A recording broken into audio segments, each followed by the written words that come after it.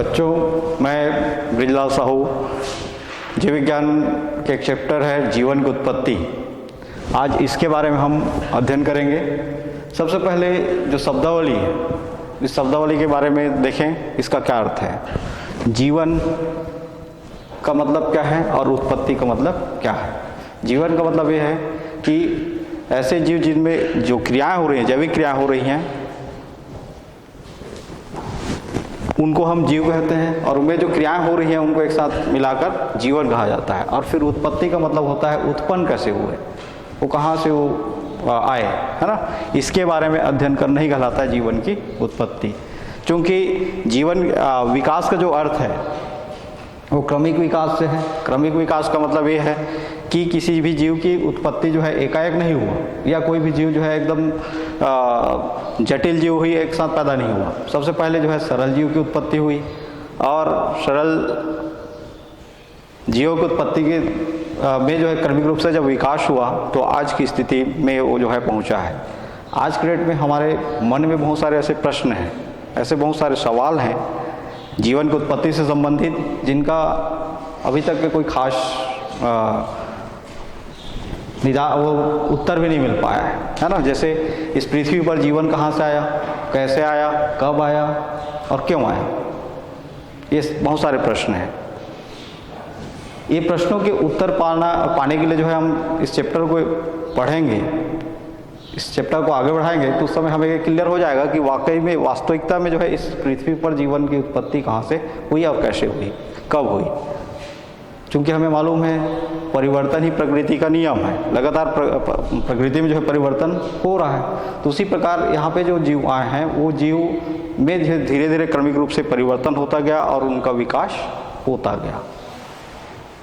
तो जीवन की उत्पत्ति जो है पृथ्वी की उत्पत्ति से संबंधित या ब्रह्मांड की उत्पत्ति से संबंधित है। सबसे पहले हम ब्रह्मांड की उत्पत्ति किस प्रकार हुई या पृथ्वी की उत्पत्ति किस प्रकार हुई, उसको जाने तभी हम ये समझ पाएंगे कि इस पृथ्वी पर जो है जीवन की उत्पत्ति कैसे हुई। कई धार्मिक विदों ने अपना अपना मत दिया कि इस पृथ्वी पर जीवन कहाँ से आया, कैसे आया, कब आया और क्यों आया। तो उनमें से कुछ धार्मिक वेद जो दिए, उनके द्वारा जो दिए गए जो सिद्धांत है वो आज के डेट में निरर्थक है, उनको कोई प्रमाण नहीं मिल पाया। इसलिए जितने भी धार्मिक वाद दिए गए वो सब असत्य साबित हुए। अंत में जो है एक वाद दिया गया जिसको कहते हैं आधुनिकवाद। वो आधुनिकवाद आज की स्थिति में प्रचलित है। आधुनिकवाद के द्वारा ही हम ये समझ पाएंगे कि इस पृथ्वी पर जीवन कैसे आया और क्यों आया। जीवन की उत्पत्ति जो है क्रमिक रूप से होने वाले विकास है, जो दो प्रकार के विकास से संबंधित है। एक तो पृथ्वी पर सबसे पहले जीवन की उत्पत्ति, और फिर जीवन की उत्पत्ति के बाद जो जीवन का विकास, जीवन किस प्रकार विकसित हुआ, मतलब पृथ्वी पर जीवन जो है किस प्रकार विकसित हुआ। ये दो क्रियाएं हैं जिसके द्वारा हम समझ पाएंगे कि पृथ्वी पर जीवन कैसे आया और क्यों आया। जीवन की उत्पत्ति का अर्थ जो होता है पृथ्वी के उस जीव से जो सबसे पहले इस पृथ्वी पर उत्पन्न हुआ। कौन सा ऐसा जीव है जो इस पृथ्वी पर सबसे पहले उत्पन्न हुआ, उससे मतलब है। और उस चूंकि हमें मालूम है जीवों में जो है प्रजनन की क्षमता पाया जाता है ना। जो इस पृथ्वी पर जो जीव उत्पन्न हो चुका है उस जीव में प्रजनन की क्षमता है। और प्रजनन की क्षमता है अर्थात वो अपने समान नया संतान उत्पन्न कर सकता है, तो आगे पीढ़ी तो चलेगी। लेकिन उससे पहले वो जीव कहाँ से आया, ये सारे प्रश्न जो है प्रश्नों के जो उत्तर पाने के लिए जो हम इस चैप्टर को जो है ज़्यादातर पढ़ते हैं। जीवन की उत्पत्ति जो है जीवन की उत्पत्ति का जो इतिहास है वो ब्रह्मांड के इतिहास से जुड़ा हुआ है।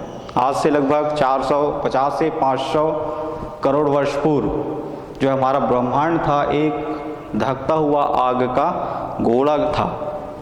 वैसी धकता हुआ आग के गोला में चूंकि परिवर्तन हो रहा है लगातार ब्रह्मांड में या प्रकृति में, तो दहकता हुआ आग का जो गोला है उसमें कभी ऐसा प्रलयकारी घटना हुई होगी, है ना। उस प्रलयकारी घटना होने के कारण जो है उसमें बहुत सारे नक्षत्र बने, तारे बने, ग्रह बने। उसमें से हमारा एक पृथ्वी भी एक ग्रह है। तो पृथ्वी इसमें जो ब्रह्मांड जो है, हमारा जो ब्रह्मांड है मुख्य रूप से दो भागों से मिलकर बना हुआ है। एक तो है पदार्थ और दूसरा है ऊर्जा। पदार्थ क्या है? जो भी हमारे आसपास जो वस्तु हैं, है ना, जिसका द्रव्यमान है, भार है, वो कहलाता है पदार्थ। और फिर ऊर्जा। ऊर्जा जो है अदृश्य है, किसी भी जीव द्वारा जो कार्य किया जा रहा है या प्रकृति में जो कार्य चल रहे हैं उसके लिए जिस चीज़ की आवश्यकता है वो कहलाता है ऊर्जा। केमिस्ट्री में इसका आपने डिटेल पढ़ा है कि पदार्थ को किस प्रकार विभाजित किया जाता है और फिर ऊर्जा को किस प्रकार विभाजित किया जाता है। तो इस समय हम इसके वर्गीकरण को ना देखते हुए आगे बढ़ें।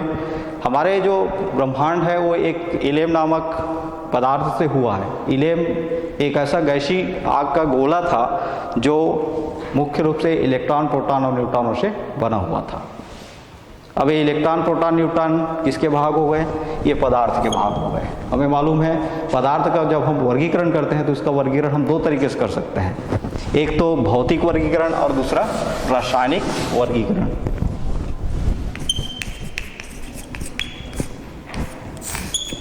भौतिक रूप से वर्गीकरण करें तो पदार्थ जो होता है वो तीन अवस्थाओं में पाया जाता है, ठोस, द्रव और गैस। इसी प्रकार रासायनिक रूप से जब इसका वर्गीकरण करें तो ये जो है किससे मिलकर बना हुआ है? तत्वों से। और ये तत्व जो है आगे किससे बने हुए हैं? इलेक्ट्रॉन, प्रोटॉन और न्यूट्रॉन से, है ना। तो इन्हीं के अंतर्गत जो पाए जाने वाले जो इलेक्ट्रॉन, प्रोटॉन और जो न्यूट्रॉन है ना, उन्हीं से एक गैसीय पिंड बना हुआ था जिसको कहते हैं इलेम। और उस इलेम में एक ऐसे प्रलयकारी घटना हुआ, है ना, जिस प्रलयकारी घटना हुआ तो वो जो इलेम जो है कई टुकड़ों में विभक्त हो गया। अब हमें मालूम है जैसे हम एक पत्थर को, छोटा पत्थर को फेंकें तो क्या होगा?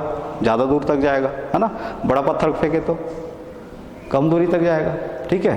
तो ब्रह्मांड जब उस इलेम में जब विध्वंसात्मक क्रिया हुई, है ना, प्रलय हुआ, तो वो जो है कई टुकड़ों में विभक्त हो गया, टूट गया। और अलग अलग जो भार के अनुसार वो टुकड़े जो है अलग अलग स्थानों पर जाकर चिटक गए, है ना। तो उन्हीं में से हमारा जो 8 ग्रह है, ठीक है, वो 8 ग्रह का निर्माण हुआ, जिसमें से पृथ्वी भी एक ग्रह है। हमारे जिस ब्रह्मांड में बहुत सारे हजारों की संख्या में गैलेक्सियाँ हैं, तारे हैं, है ना, उन तारों को एक साथ मिलाकर हम क्या कहते हैं? आकाश गंगा। ये आकाश गंगा का निर्माण या सितारों का जो निर्माण है वो एक थ्योरी जिसको हम बिग बैंग थ्योरी कहते हैं उसके नाम से जानते हैं। अब आगे हम देखते हैं जीवन की उत्पत्ति से रिलेटेड बहुत सारे वेत्ताओं द्वारा वाद प्रस्तुत किए गए, है ना। उनके द्वारा जो प्रस्तुत किए गए वाद वो कौन कौन से वाद हैं? सबसे पहला विशिष्ट सृष्टिवाद, या इसी को हम धार्मिकवाद के नाम से जानते हैं। विशिष्ट सृष्टिवाद या धार्मिकवाद। इस वाद का मतलब ये होता है कि किसी अलौकिक शक्ति के द्वारा हमारी इस पृथ्वी पर जो है जीवन की उत्पत्ति हुई है। क्या आपको ऐसा कभी लगता है किसी अलौकिक शक्ति या किसी दैविक शक्ति के द्वारा पृथ्वी पर जीवन आ जाए? नहीं लगता, है ना। ये निरर्थक है। फिर भी कुछ दिन तक ये वाद जो है प्रचलित रहा, क्योंकि उस समय और कोई वैज्ञानिक जो है इस संबंध में कभी खोज करने का प्रयास नहीं किए। तो इस वाद के लिए जो है, जैसे हिंदू धर्मशास्त्र में एक लिखा हुआ है कि 6 दिनों में ही पृथ्वी की उत्पत्ति हुई है। मतलब ब्रह्मा के द्वारा पृथ्वी की उत्पत्ति जो है 6 दिनों में हुई है, ठीक है। ये कहा गया है कि ब्रह्मा के जो सिर है उस सिर से मनुष्य जन्म लिया है। ब्रह्मा जानते हैं ना, हम वे धार्मिक जो सीरियल देखते हैं उसमें यदि हम विष्णु पुराण देखें तो सर्वे सर्वा भगवान कौन हो गए? विष्णु हो गए, है ना। यदि हम शिव पुराण देख रहे हैं तो सर्वे सर्वा भगवान कौन हो गए? शिव हो गए। और ब्रह्मा पुराण को देखें तो सर्वे सर्वा कौन हो गया? ब्रह्मा हो गया। लेकिन कभी वो धार्मिक वेत्ता जो हैं वो ये नहीं बोले कि सबसे सर्वश्रेष्ठ भगवान या ईश्वर कौन है। तो चूंकि ब्रह्मा को जो है हम किस नाम से पूछते हैं? सृष्टि निर्माता के नाम से पूछते हैं, है ना। तो हमारे हिंदू धर्म के जो शास्त्र है उस शास्त्र में ये लिखा हुआ है कि ब्रह्मा के शरीर के अंगों से इस पृथ्वी पर जीवन की उत्पत्ति हुई है ना। उसमें से ब्रह्मा के सिर से इसकी उत्पत्ति हुई, मनुष्य की। इसी प्रकार उसके वक्ष से पक्षियों की, उसके शरीर के रोए से पेड़ पौधों की, ब्रह्मा के शरीर के जो रोए हैं, बाल हैं, उससे किसकी उत्पत्ति हुई है? पेड़ पौधों की, जो सुनने में भी निरर्थक लगता है। ठीक है। इसी प्रकार बाइबिल के अध्याय में जो है, बाइबिल के एक अध्याय है जिनेसिस, है ना। उस जिनेसिस में ये लिखा गया है कि 6 दिनों में जो है पृथ्वी की उत्पत्ति हुई है, जिसमें से जीवन की उत्पत्ति हुई है, जिसमें से पहला दिन पृथ्वी और नक्षत्र और तारों का निर्माण हुआ, है ना। दूसरा दिन पृथ्वी पर जो है पौधों का निर्माण हुआ। तीसरा दिन जो सूक्ष्म जीव हैं, पक्षियां हैं, उनका निर्माण हुआ, है ना। फिर अगला दिन बकरियों का निर्माण हुआ और 6वां दिन जो है मनुष्य का निर्माण हुआ। ये जो है किसका कहना है? धार्मिक वाद जो प्रस्तुत किए उन वेदताओं का कहना है। ठीक है। लेकिन ये जो है निरर्थक है, मतलब ये अभी तक इसको कोई मान्यता नहीं मिला। फिर दूसरा और सिद्धांत दिया गया जिसको कहते हैं आधुनिक परिस्थितियों का स्थिरतावाद।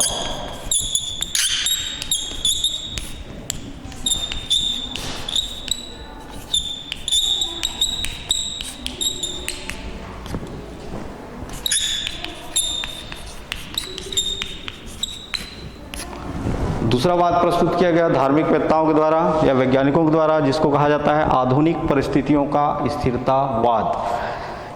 इस वाद के अनुसार जीवन की उत्पत्ति जो है कभी हुई ही नहीं, है ना।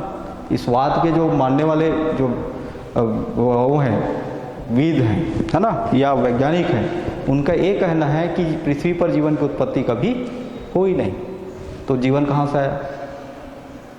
जीव कहाँ से आए? तो इनका ये कहना है कि इस पृथ्वी पर जो पहले से जो जीव मौजूद थे, है ना, उन्हीं जीवों के क्रमिक विकास के कारण आगे जीवन बढ़ रहा है ना। मतलब जीवन जो है यहाँ पर कभी पैदा हुआ ही नहीं, बल्कि इस पृथ्वी पर पहले से जो जीव उपस्थित थे वही जीवों से आगे उनके वंश जो है बढ़ रहा है। तो ये कहलाता है आधुनिक परिस्थितियों का स्थिरतावाद। इसको भी कोई महत्व नहीं दिया गया। तीसरा दिया गया स्वतः जननवाद।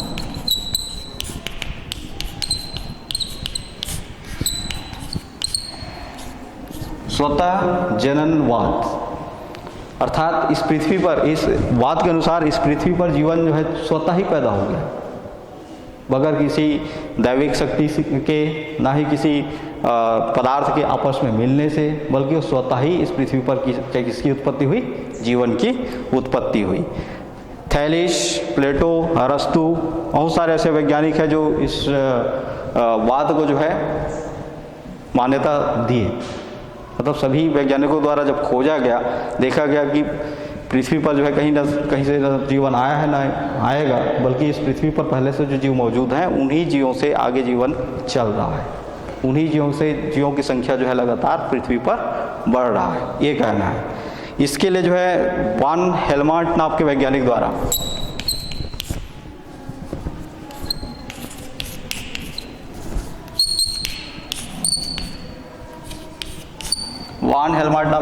द्वारा एक प्रयोग किया गया। उस प्रयोग में क्या किया गया कि मनुष्य के जो शरीर में जो पसीने के जो कमीज है ना, पसीने से क्या करें, लगातार हम कपड़े को पहने तो क्या निकलता है? हमारे शरीर से पसीना निकलता है ना। उस पसीने से सनी हुई कमीज को यदि हम गेहूं के जहाँ पे दाने रखे हुए हैं, उस गेहूं के दाने के साथ उसको एक बर्तन में रख दें, है ना, तो 21वें दिन में चूहा उत्पन्न हो जाता है। क्या ऐसा हो सकता है? मतलब मनुष्य जो है कपड़े को 2-4 दिन पहने, उसमें पसीने निकले, पसीने निकलने के बाद उस सड़ी हुई कमीज को बगैर धोए उसको किसके साथ रखना है? गेहूं के दानों के साथ। दोनों को आपस में, गेहूं के दाने और फिर शर्ट को, कमीज को, है ना, एक साथ एक बर्तन में रख दें और उसको पड़े रहने दें। कितने दिन तक? 21 दिन तक। तो 21वें दिन में उसमें चूहा उत्पन्न हो जाता है। क्या ये सत्य लगता है? नहीं लगता। लेकिन फिर भी कुछ समय तक ये भी इनका जो वो है प्रयोग है वो चलता रहा। इसी प्रकार 13वीं शताब्दी के लोगों का ये कहना है कि फर वृक्ष से पक्षियों का निर्माण हुआ है। फर वृक्ष एक तो वृक्ष में जो है वो जो फल जो है फला हुआ झूलता हुआ दिखता है, जो है ना बड़ा बड़ा, तो उससे जो है किसकी निर्माण हुआ है बताया जा रहा है, पक्षियों का। जो भी निरर्थक लगता है वो भी सही नहीं लगता, ठीक है। इसको और वो करने के लिए, सिद्ध करने के लिए जॉन नीधम ने भी एक अपना प्रयोग किया, जिसको जॉन नीधम के प्रयोग के नाम से जानते हैं। जॉन नीधम ने क्या किया, कुछ मांस के टुकड़े लिए, है ना, कुछ मांस के टुकड़े लिए, कोई भी जीव के जो शरीर का जो मांस है उस मांस के टुकड़े को लिए और लेकर वो एक जार में जो है पहले उसको खूब उबाल लिए, है ना, मांस के टुकड़ों को उनके द्वारा क्या किया गया, उबाला गया, और उबाल कर उस मांस के टुकड़ों को जो है एक जार में रख दिया गया और उसको खुला वातावरण में कुछ दिन के लिए छोड़ दिया, है ना। तो उनके द्वारा क्या देखा गया, क्या निरीक्षण किया गया, कुछ दिन बाद उसमें बहुत सारे इल्लियाँ दिखाई दिए, बहुत सारे छोटे छोटे जीव उत्पन्न हुए दिखाई दिए। तो ये किसको प्रूव कर दिया, स्वतः जननवाद को। किसको प्रूव कर दिया इनका प्रयोग, स्वतः जननवाद को। कैसे भाई, मांस के टुकड़े को हमने क्या कर दिया, पहले उबाल दिया। उबाल दिया मतलब उसमें जितने भी रोगाणु जीव थे, सूक्ष्म जीव थे, वो पूरा पूरा नष्ट हो गए। अब उसको कुछ दिन के लिए हम रख दिए और कुछ दिन के रखने के पश्चात जब उसको हम वापस देखते हैं तो उसमें बहुत सारे जीवों के जो मक्खियों की इल्लियाँ, है ना, और अन्य जो जीवों के जो है वहाँ पर क्या सूक्ष्म जीवों के इल्लियाँ दिखाई दिए। तो ये जो है किसको प्रूव कर दिया, स्वतः जननवाद को, है ना। लेकिन बाद में जब और एक प्रयोग किया गया तो इनका जो प्रयोग है वो निरर्थक हो गया, असत्य हो गया। इसके बाद अगला जो प्रयोग है इसी संबंध में स्वतः जननवाद को जो है वो करने के लिए, प्रूव करने के लिए फ्रांसिस्को रेडी द्वारा भी एक प्रयोग किया गया। इनके द्वारा प्रयोग में क्या परिवर्तन किया गया, सबसे पहले मांस लिए गए, है ना, और उस मांस को खूब उबाला गया और उबाल कर उसको 3 जार लिए, उनके द्वारा 3 जार लिया गया, 1, 2 और ये 3 जार, है ना। एक जार में कुछ मांस के टुकड़ों को रखकर उस जार को खुला छोड़ दिया गया, दूसरे जार को जो है काटन के कपड़े से ढक दिया गया, है ना, काटन के कपड़े से जिसमें ऑक्सीजन उसके अंदर तो प्रविष्ट हो, है ना, और तीसरे जार को जो है पूर्णतः पैक कर दिया गया जिसमें हवा भी प्रविष्ट ना हो, ठीक है ना। पहले जार में क्या किया, पहला जार को खुला, दूसरे जार को काटन के कपड़े से ढक दिया और तीसरे जार को क्या किया गया, ऐसे फ्लालेंट के ऐसे कपड़े से बंद कर दिया गया जिसमें ऑक्सीजन भी उसके अंदर प्रवेश ना कर सके। और उसको कुछ दिन पश्चात जब उनके द्वारा निरीक्षण किया गया तो निरीक्षण में ये पाया गया कि जो खुला जार था उसमें बहुत सारे मक्खियों के इल्लियाँ दिखाई दिए, ठीक है। जो बंद जार था, जो काटन के कपड़े से ढका हुआ था, है ना, इसके अंदर कोई भी जीव नहीं थे, लेकिन उसके ऊपर काटन के कपड़े के ऊपर जो है बहुत सारे जीवों के जो है वेस्ट मटेरियल, है ना, या उनका जो इल्लियाँ जो है यहाँ पर ऊपर दिखाई दिए, ठीक है। और तीसरे जार में किसी भी प्रकार के कोई जीवों का इल्लियाँ या उसके अंडे जो है दिखाई नहीं दिए। तो ये भी क्या सिद्ध कर दिया कि ये बंद है, मतलब उसमें कोई भी जीव बाहर से प्रवेश नहीं कर रहा है, इसलिए भी उसमें कोई भी जीव उत्पन्न नहीं हुआ। लेकिन इस जार में जो है ऑक्सीजन इसके अंदर प्रवेश कर रहा है, तो ऑक्सीजन प्रवेश कर रहा है तो उसके जो गंध भी बाहर निकल रहा है, गंध बाहर निकल रहा है, तो जो सूक्ष्म जीव है वातावरण में वो सूक्ष्म जीव इसके ऊपर जाके बैठे और अपना अंडे वहाँ पर ऊपर में ही दे दिए, ठीक है। और जो पहला जार है वो पूर्णतः खुला था, पूर्णतः खुला था मतलब यहाँ पे ऑक्सीजन भी प्रवेश किया और जो सूक्ष्म जीव है वो भी यहाँ पे प्रवेश कर गए। तो इससे बहुत सारे इसमें क्या मिल गए, अंडाणु मिल गए। तो इससे ये सिद्ध हो गया कि पृथ्वी पर जीवन की उत्पत्ति किससे हुई है, स्वतः जननवाद से। अब इसको निरर्थक साबित करने के लिए लुईस पास्चर ने भी अपना प्रयोग किया। जो फ्रांसिस्को रेडी है उनके प्रयोग को जो है निरर्थक साबित करने के लिए लुईस पास्चर ने भी एक अपना प्रयोग किया, है ना। उनके प्रयोग में क्या किया गया, सबसे पहले मांस के टुकड़ों को जो है उबाला गया और उबाल कर उसको एक फ्लास्क में, एक गोल पेंदे का फ्लास्क लिया गया और उसकी जो कांच की जो नली है उस कांच की नली को ऐस के आकार में इस प्रकार से मोड़ दिया गया। ठीक है, कांच की नली को जो है गर्म करके क्या कर दिया गया, एस के आकार में मोड़ दिया गया और इसको पूर्णतः काटन से बंद कर दिया गया और इसको कुछ दिन के लिए जो है रहने दिया गया। जब कुछ दिन के लिए इसको रहने दिए, बाद में उनके द्वारा जब निरीक्षण किया गया तो इसमें कोई भी जीव के जो है ना ही अंडाणु दिखाई दिए, ना ही कोई उसमें जीव नजर आया। ठीक है, उसके कुछ समय पश्चात उनके द्वारा क्या किया गया, इस एस के आकार की जो नली है उसको तोड़ दिया गया और तोड़ने के बाद उसको फिर से कुछ दिन के लिए रहने दिया गया। तो पता चला कि इसमें बहुत सारे जीवों के जो अंडे हैं वो उत्पन्न हो गए। ठीक है, तो ये सभी प्रयोग जो है किसको प्रूव कर रहे हैं, स्वतः जननवाद को। अब अगला प्रयोग या अगला जो वाद है ब्रह्मांडवाद, या फिर इसी को हम बीजाणुवाद के नाम से जानते हैं।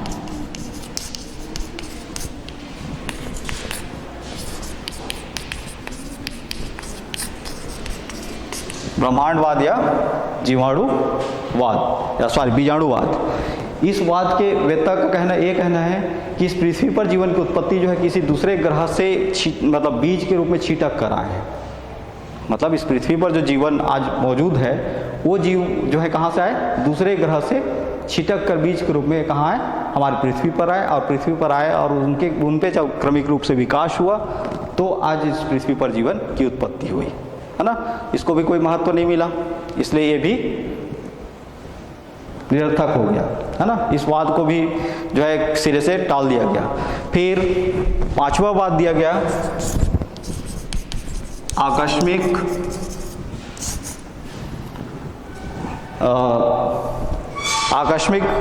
उत्पत्तिवाद या अकार्बनिक पदार्थों की उत्पत्तिवाद।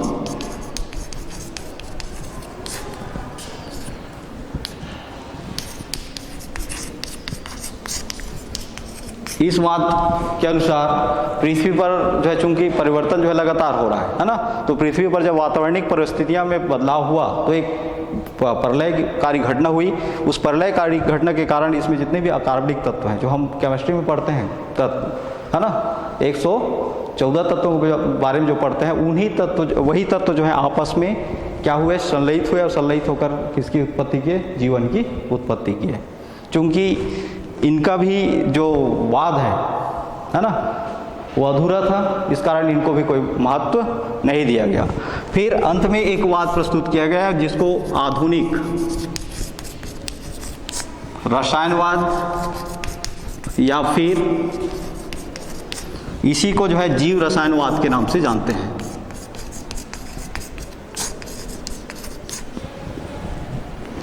आधुनिक रसायनवाद या फिर जीव रसायनवाद। ये जीव रसायनवाद का मतलब क्या होता है कि जो जीवों की जो उत्पत्ति हुई है ना, वो किससे हुई है, ना किसी दैविक शक्ति से हुई है, ना ही किसी स्वतः जननवाद के द्वारा हुआ है, ना ही बीजाणुवाद के द्वारा हुआ है ना, बल्कि इस पृथ्वी पर मौजूद जो तत्व है, रासायनिक तत्व, वही रासायनिक तत्वों के आपस में संलयित होने से, है ना, सरल अणु का बनना और सरल अणु जो है आपस में संलयित होकर जटिल अणुओं के निर्माण के कारण जो है पृथ्वी पर जीवन की उत्पत्ति हुई है।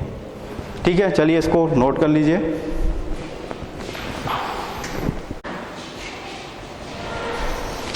तो ये जो आधुनिक रसायनवाद है जिसको हम जीव रसायन के नाम से जानते हैं, इसके प्रणेता अलेक्जेंडर योवान फ्लेमिंग के द्वारा जो है इस वाद को जो है प्रस्तुत किया गया और इसके मानने वाले आज की स्थिति में बहुत सारे वैज्ञानिक हैं जो इस वाद को जो है ओपरिन के वाद के नाम से जानते हैं, है ना। अलेक्जेंडर योसिन ओपरिन नाम के वैज्ञानिक द्वारा सन 1916 में जो है एक अपनी पुस्तक ओरिजिन ऑफ लाइफ में जो है एक सिद्धांत दिया गया। उस सिद्धांत को किस नाम से जानते हैं, जीव रसायन वाद के नाम से या फिर आधुनिक वाद के नाम से जानते हैं। ठीक है, क्योंकि उससे पहले ही ओपरिन के पहले हेल्डारे नाम के वैज्ञानिक द्वारा भी एक पुस्तक लिखा गया था, इसी ओरिजिन ऑफ लाइफ के या जीवन की उत्पत्ति से संबंधित, है ना। क्योंकि वो जो है पहले से लिखा तो जरूर गया था, लेकिन उसका प्रकाशन नहीं हो पाया था। लेकिन जब ओपेरिन और हेल्डाने के प्रयोग को जो है, जब ओपेरिन का जो पुस्तक आया, प्रकाशित हुआ, तो उसमें वही सब शब्द लिखे हुए थे या वही वाद लिखे हुए थे जो हेल्डाने ने पहले से ही अपना सिद्धांत जो दिया था, क्योंकि उनका पुस्तक प्रकाशित नहीं हुआ था, है ना। ओपेरिन का पहले हो गया, ओपेरिन जो है बाद में उसका उस वाद को जो है प्रस्तुत किए, लेकिन फिर भी उनका पुस्तक पहले प्रकाशित हुआ। इस कारण आज इस सिद्धांत को हम ओपेरिनवाद के नाम से भी जानते हैं। कौन से वाद को? विशिष्ट रासायनिकवाद के अनुसार के नाम से। तो जीव रसायनवाद का मतलब क्या होता है? इस पृथ्वी पर जो जीवों की उत्पत्ति हुई है ना, वो जीव कहाँ से आए? विभिन्न प्रकार के रासायनिक तत्वों के आपस में सम्मिलित होने से या संलयित होने से। हमें मालूम है हाइड्रोजन को यदि हम नाइट्रोजन के साथ क्रिया कराएं, है ना, हाइड्रोजन को यदि नाइट्रोजन से क्रिया कराएं तो क्या बनता है? अमोनिया बनता है, ठीक है। ये रासायनिक तत्वों की नेचर है, प्रकृति है। ये क्यों क्रिया कर रहे हैं? रासायनिक तत्व जो है आपस में क्रिया क्यों कर रहे हैं? क्योंकि इनकी जो संयोजकता है, इनकी जो बैलेंसी जो कोश है, संयोजकता कोश है, उसमें इलेक्ट्रॉन जो है पूर्ण नहीं है, अयुग्मित हैं। उस अयुग्मित इलेक्ट्रॉन को युग्मित करने के लिए ये रासायनिक तत्व क्या करते हैं? आपस में क्रिया करते हैं। और क्रिया करके सरल जो तत्व है आपस में क्रिया करके क्या बनाते हैं? यौगिक, है ना। जैसे एक अणु हो गया, हाइड्रोजन के एक अणु और नाइट्रोजन के, हाइड्रोजन के 3 अणु और नाइट्रोजन के एक अणु, है ना, आपस में क्रिया करके क्या बना रहे हैं? अमोनिया बना रहे हैं। तो अमोनिया क्या है? यौगिक है। हाइड्रोजन क्या है? अणु है। नाइट्रोजन क्या है? अणु है। ये अणु का निर्माण किसके द्वारा हुआ? परमाणुओं के द्वारा। हाइड्रोजन अणु का निर्माण किसके द्वारा हुआ? हाइड्रोजन परमाणु के द्वारा। उसी प्रकार नाइट्रोजन अणु का निर्माण किसके द्वारा हुआ? नाइट्रोजन परमाणु के द्वारा, है ना। तो इसी प्रकार बहुत सारे ऐसे रासायनिक तत्व हैं जो आपस में क्या करते हैं? क्रिया करते हैं। क्रिया करके विभिन्न प्रकार के सरल यौगिक, विभिन्न प्रकार के सरल यौगिक जो है आपस में क्रिया करके जटिल यौगिक, और वो जटिल यौगिक जो है आपस में क्रिया करके डीएनए और आरएनए जैसे जटिल यौगिकों का भी निर्माण कर दिए। डीएनए का फुल फॉर्म क्या होता है? Deoxy ribonucleic acid. और आरएनए का फुल फॉर्म क्या होता है? Ribonucleic acid. हमें मालूम है ये जो डीएनए अणु है ना, इस डीएनए अणु में द्विगुणन की क्षमता पाया जाता है। द्विगुणन की क्षमता पाया जाता है मतलब ये डीएनए के एक अणु जो है अपने समान दूसरा अणु बना सकता है, ठीक है। तो ऐसे जटिल यौगिकों का जब निर्माण हुआ, है ना, यही जटिल यौगिक जो है प्रोटीन के साथ सम्मिलित हुए, प्रोटीन के साथ सम्मिलित होकर क्या बनाए? कोशर वेट बनाए, है ना। ये जटिल यौगिक और प्रोटीन आपस में मिलकर क्या बनाए? Kosher wait.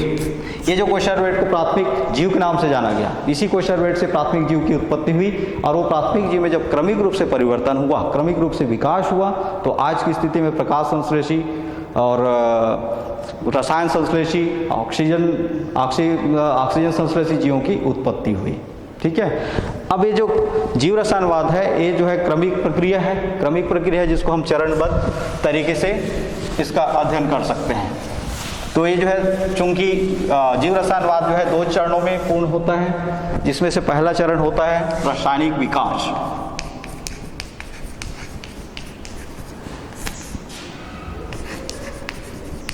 रासायनिक विकास का मतलब क्या होता है कि जो रासायनिक तत्व हैं हमारी इस प्रकृति में 114 लगभग रासायनिक तत्व हैं, है ना। वो रासायनिक तत्व आपस में कैसे क्रिया किए और सबसे पहले किस प्रकार के पदार्थों का निर्माण किए, किस प्रकार के यौगिक बनाए, है ना। वो यौगिक आगे चलकर जो है किस प्रकार जटिल यौगिक में कन्वर्ट हुए, उसके बारे में अध्ययन करना क्या कहलाएगा?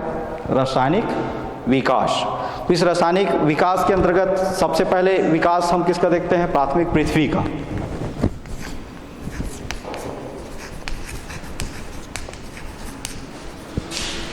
प्राथमिक पृथ्वी व वातावरण का विकास।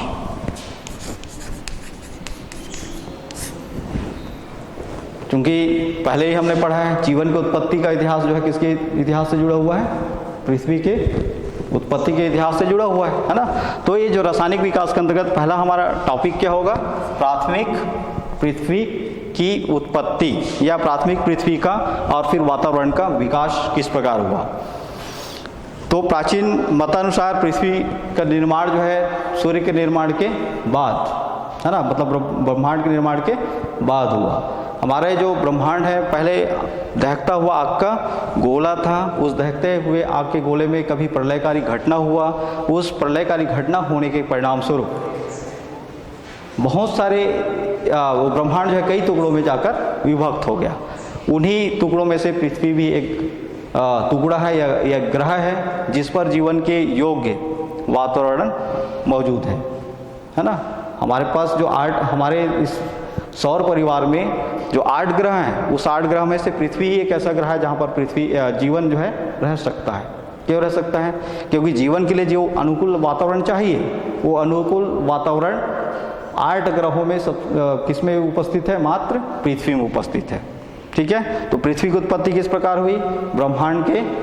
ब्रह्मांड में जो है प्रलयकारी घटना होने के कारण या विध्वंसात्मक घटना होने के कारण वो कई टुकड़ों में बढ़ गया, तो उसी में से पृथ्वी की भी उत्पत्ति हुई। ठीक है, अब जब पृथ्वी की उत्पत्ति हुई तो उस समय वातावरण का तापमान बहुत ज़्यादा था, है ना। उसमें भी सूर्य बने, सूर्य के दूरी के अनुसार ग्रहों का जो तापमान जो है अलग अलग है। सबसे नज़दीक का ग्रह कौन है? पृथ्वी के सबसे नज़दीक का ग्रह सूर्य का सबसे नज़दीक का ग्रह कौन सा है? बुध है। तो सबसे अधिक तापमान किस पर होगा? बुध पर होगा। उसके क्रम के अनुसार जो है आगे तापमान में परिवर्तन होगा। तो चूंकि पृथ्वी भी जो है सूर्य के ज़्यादा दूर नहीं है, इसलिए उस समय उसका तापमान जो है बहुत अधिक था, है ना। और इस पृथ्वी का जो निर्माण जब हुआ तो विभिन्न प्रकार के जो खनिज तत्व हैं, जैसे जो भारी डाबिक वाले जो खनिज तत्व हैं, जैसे निकिल हो गया, लोहा हो गया, वो पृथ्वी के कहाँ संचित हुए? क्रोड में।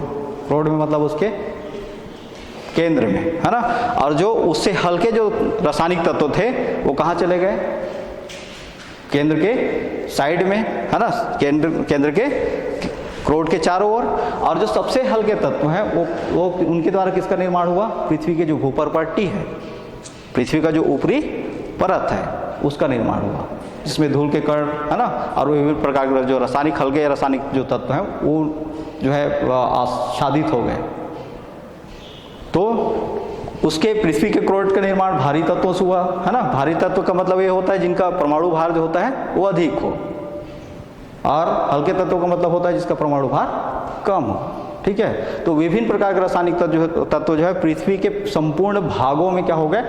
बिखर गए, अलग अलग स्थानों पर, है ना। किस आधार पर? उनके भार के अनुसार। जो अधिक भारी है वो उसके क्रोड की ओर, उससे हल्के हैं वो उसके परिधि की ओर, और सबसे हल्के हैं वो उसके सबसे बाह्य भाग में अर्थात भू परपट्टी पर। अब इसमें जो बहुत सारे खनिज तत्व हैं, रासायनिक तत्व है, उसमें कार्बन भी एक तत्व है। ठीक है, जिसका सिंबल हम क्या लिखते हैं? सी। ये कार्बन जो है हाइड्रोजन से क्रिया किया और हाइड्रोजन से क्रिया करके क्या बनाएगा? कार्बन को यदि हाइड्रोजन से क्रिया कराएं तो क्या बनता है? हाइड्रोकार्बन बनता है। ठीक है, तो यहाँ पर बनता है CH4, जिसको कहते हैं मीथेन। इसको एक नाम से और जानते हैं, इस नाम से मार्स गैस, है ना। कहाँ पाया जाता है? वो उन समस्त स्थानों पर पाया जाता है जहाँ पर दलदल होता है, कीचड़ होता है।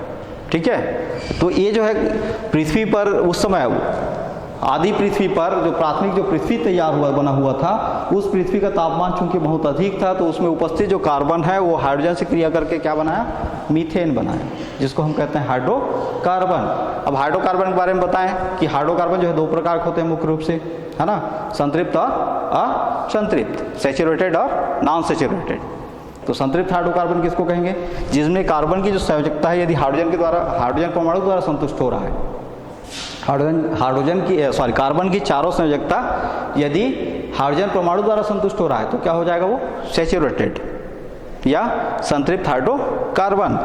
लेकिन यदि कार्बन की चारों संयोजकता जो है हाइड्रोजन परमाणु द्वारा संतुष्ट न होकर यदि एक सिंगल डबल बॉन्ड या ट्रिपल बॉन्ड के द्वारा संतुष्ट हो, तब वो क्या कहलाएगा? असंतृप्त, है ना। तो यहाँ पर बहुत सारे हाइड्रोकार्बन्स बने, जैसे मीथेन बना। यदि हम मीथेन की क्रिया पुनः जो है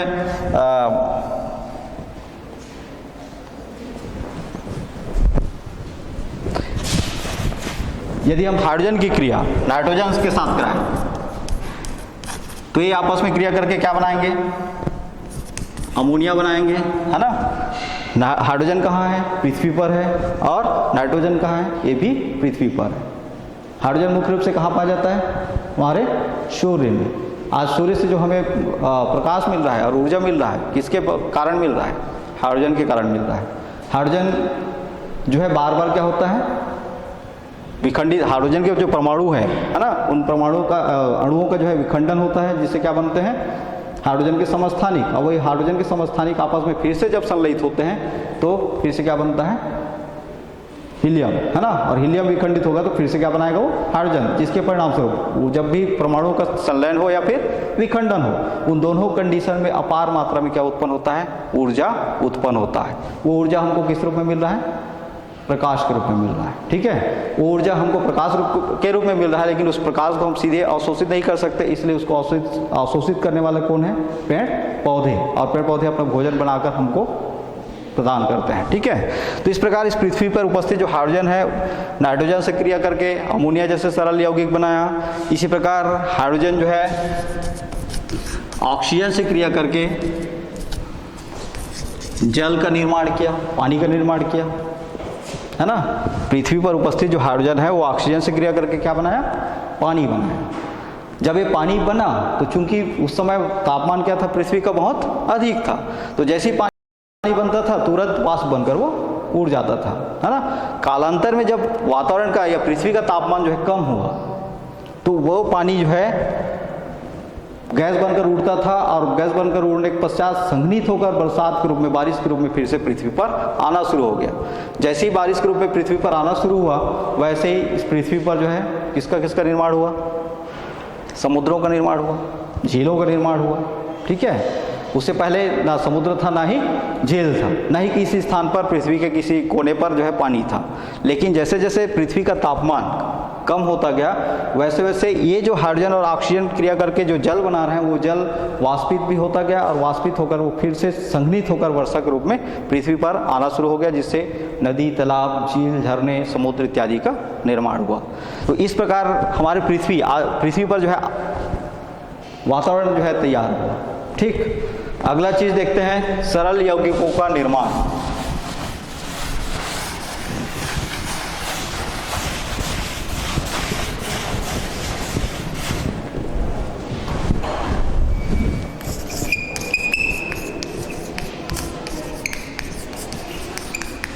सरल यौगिकों का निर्माण, पहले क्या बने थे, कुछ ऐसे यौगिक ही बन पाए थे, है ना। इन सरल यौगिक जो है, ये सरल यौगिक आपस में क्रिया करके उनसे और अधिक जटिल यौगिकों का और सरल यौगिकों का निर्माण करना शुरू कर दिए। पृथ्वी पर जैसे ही पृथ्वी का तापमान जैसे ही कम हुआ, वैसे ही जो पृथ्वी पर जो हाइड्रोजन और ऑक्सीजन की क्रिया के परिणाम स्वरूप जो पानी बना, वो पानी दूसरे यौगिकों के साथ या दूसरे तत्वों के साथ क्रिया करके विभिन्न प्रकार के रासायनिक यौगिकों का निर्माण शुरू कर दिए। ठीक है, जैसे प्रोपेन बना, CH4 इसको कहते हैं मीथेन, C2H6 इसको कहते हैं इथेन, है ना, C3H8 इसको कहते हैं प्रोपेन, C4H10 इसको कहते हैं ब्यूटेन। इसी प्रकार C5H12 ये हो गया पेंटेन, C6H14 इसको कहते हैं हेक्सेन। इसी प्रकार C7H16 इसको कहते हैं हेप्टेन, है ना। फिर C8H18 ये हो गया ऑक्टेन। इस तरीके से बहुत सारे सरल हाइड्रोकार्बन्स का निर्माण हुआ। ये सभी के सभी क्या है, हाइड्रोकार्बन। और किस प्रकार का हाइड्रोकार्बन है, संतृप्त हाइड्रोकार्बन। ठीक है, तो ये सबसे पहले कार्बन और हाइड्रोजन की क्रिया करके क्या बनाए थे, मीथेन बनाए थे, है ना। और वही जब इनमें फिर से इनका कार्बनीकरण किया गया, मतलब कार्बन से इनको पुनः कार्बन और हाइड्रोजन से क्रिया कराया गया, तो इथेन भी बना, प्रोपेन भी बना, ब्यूटेन भी बना। और आज ये पृथ्वी पर अलग अलग स्थानों पर, जैसे ये जो है आपके मार्स गैस के नाम से जाना जाता है, दलदली क्षेत्रों में पाया जाता है। आज हम जिसको ईंधन के रूप में इस्तेमाल कर रहे हैं वो कौन होता है, ब्यूटेन होता है ना। लकड़ियों को यदि हम जलाएं तो उससे जो गैस निकलता है वो कौन सा गैस होता है, मतलब उससे जो ईंधन मिल रहा है हमको, है ना, वो किसका होता है, ब्यूटेन का होता है। ठीक है, तो इस तरीके से सरल यौगिकों का निर्माण हो गया। अब चूंकि ये जितने भी यौगिक हैं किस प्रकार के यौगिक हैं, कार्बनिक यौगिक हैं, है ना। क्यों कार्बनिक यौगिक हैं? क्योंकि इन यौगिकों में किसकी मात्रा है, कार्बन की मात्रा है, मतलब कार्बन मौजूद है। तो ये जो सरल कार्बनिक यौगिक जो हैं बनने के पश्चात, अगला देख लेते हैं, समुद्र, नदी,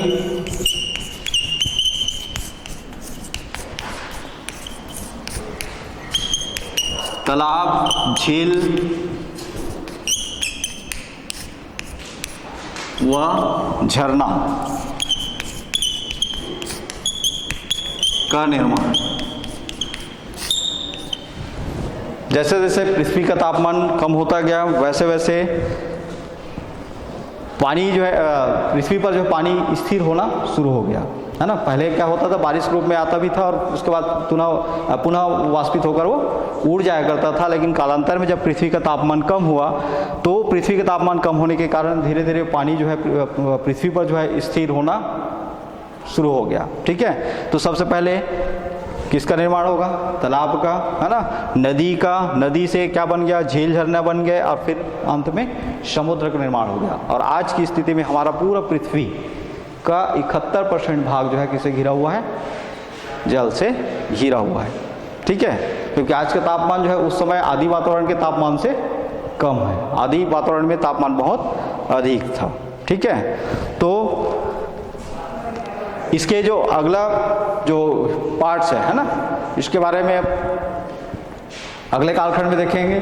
आज आपने जीवन की उत्पत्ति से संबंधित उसकी प्रस्तावना, फिर धार्मिकवाद, धार्मिकवाद के अंतर्गत 5 वाद आपने पढ़ा और साथ में आधुनिक रसायनवाद पढ़ा।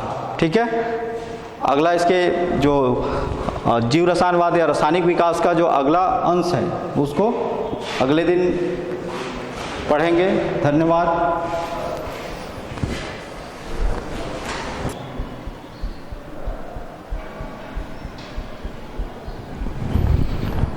बच्चों, अभी हमने जीवन की उत्पत्ति के अंतर्गत एक बात पढ़े थे, स्वतः जननवाद। इसके स्वतः जननवाद को जो है प्रूव करने के लिए जॉन नीधम नाम के वैज्ञानिक द्वारा एक प्रयोग किया गया था। उस प्रयोग में जो सबसे पहले उसमें ऑर्गेनिज्म जो देखा गया था, सूक्ष्मजीव जो देखा गया था, उसको मेरे द्वारा इल्ली का नाम दिया गया था। एक्चुअल में वो इल्लियाँ नहीं है बल्कि जीवाणु हैं। तो वहाँ पर आप वो कर लेंगे कि जो प्रथम जीव जो उत्पन्न हुए थे उस प्रयोग में, वो प्रयोग में प्रथम जीव जो उत्पन्न हुए थे वो इल्लियाँ नहीं है बल्कि जीवाणु हैं।